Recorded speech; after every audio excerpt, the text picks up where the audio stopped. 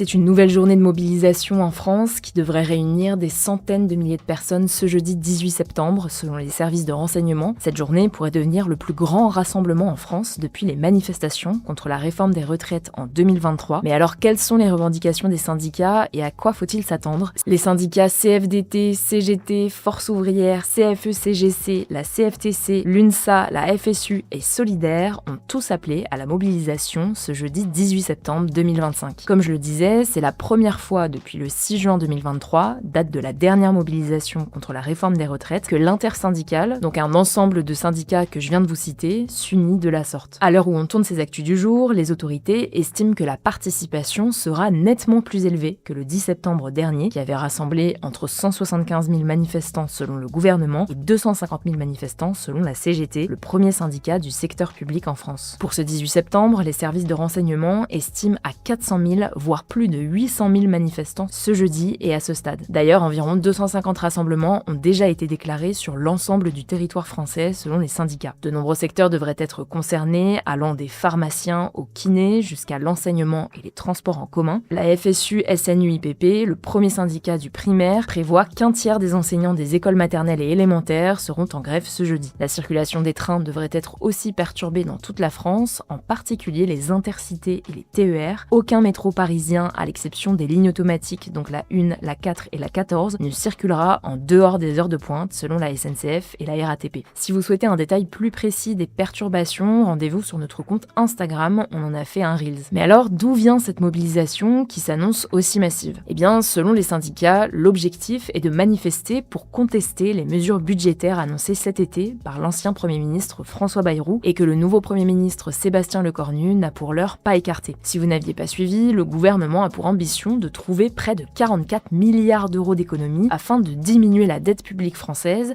mais les syndicats dénoncent des restrictions d'une brutalité sans précédent. Parmi ces mesures, la mise en place d'une année blanche en matière de dépenses publiques en 2026. Concrètement, ça signifie que les prestations sociales, comme les pensions de retraite ou encore l'allocation chômage, pourraient être maintenues au niveau de 2025, sans augmentation donc, même en cas d'inflation, donc de hausse générale des prix, ce qui mènerait très probablement à une baisse du pouvoir d'achat des Français en 2026. Autre mesure voulue par le gouvernement, le doublement des franchises médicales. La franchise médicale, c'est ce que doit payer l'acheteur de sa poche et qui n'est pas remboursé par la sécurité sociale. Le gouvernement veut donc doubler ce montant en faisant passer le reste à charge pour l'acheteur de 1 à 2 euros par boîte de médicaments et de 2 à 4 euros pour les consultations chez le médecin. Alors attention, ces mesures ne sont pas encore adoptées et il en existe d'ailleurs beaucoup d'autres avec toujours pour but de diminuer les dépenses de l'État. L'objectif avec cette journée pour les syndicats, c'est donc de faire peser la balance pour que de telles réformes ne soient pas votées. D'ailleurs, le nouveau Premier ministre Sébastien Lecornu a annoncé le week-end dernier renoncer à la suppression de 2 jours fériés, en l'occurrence le lundi de Pâques et le 8 mai, pour faire des économies. C'était une mesure très impopulaire, défendue par François Bayrou notamment. Mais selon Sophie Binet, la secrétaire générale du syndicat de la CGT, je cite, « À part la suppression des 2 jours fériés, Sébastien Lecornu n'a renoncé à rien dans le musée des horreurs qu'Emmanuel Macron avait prévu dans son projet de budget. » Pour Marie-Lise Léon, la secrétaire générale de la CFDT, qui est le premier syndicat dans le secteur du privé, l'abandon de la suppression de 2 jours fériés est une première bonne nouvelle, mais il reste beaucoup à faire pour équilibrer le budget. Au-delà de sa contestation contre le budget 2026, l'intersyndicale réclame également des moyens budgétaires à la hauteur pour les services publics, donc par exemple pour l'hôpital ou l'éducation nationale, des investissements dans une transition écologique juste, la réindustrialisation de la France, des mesures contre le licenciement, la mise en place de dispositifs qui taxent les gros patrimoines et les très hauts revenus, et enfin l'abandon de la retraite à 64 ans. Si vous n'aviez pas suivi, l'âge de départ à la retraite va progressivement passer de 62 à 64 ans, et ça a déjà été adopté. Les représentants syndicaux dénoncent globalement l'injustice des mesures défendues par le gouvernement, en affirmant qu'il fait toujours payer la crise aux mêmes personnes de la fonction publique, et en épargnant notamment les Français les plus aisés. Cette fois-ci, contrairement au mouvement du 10 septembre, qui est né sur les réseaux sociaux et qui était un mouvement apolitique, la mobilisation du 18 septembre est, elle, lancée à l'initiative des syndicats. Elle devrait donc être suivie beaucoup plus massivement. Au micro de BFM TV RMC, le ministre de l'Intérieur démissionnaire Bruno Retailleau a annoncé s'attendre à une mobilisation très forte et a promis d'y répondre massivement. Toujours selon lui, environ 80 000 forces de l'ordre seront mobilisées sur tout le territoire, soit le même nombre que lors des manifestations du 10 septembre. À cela s'ajoutent 10 engins lanceurs d'eau et 24 centaures, des véhicules spécialisés blindés de la gendarmerie pour faire face aux situations d'émeutes urbaines. Selon de nombreux analystes, il s'agit d'un dispositif jamais vu depuis les manifestations des Gilets jaunes de 2019 2019. À voir si d'autres grèves et manifestations seront organisées après celle de demain.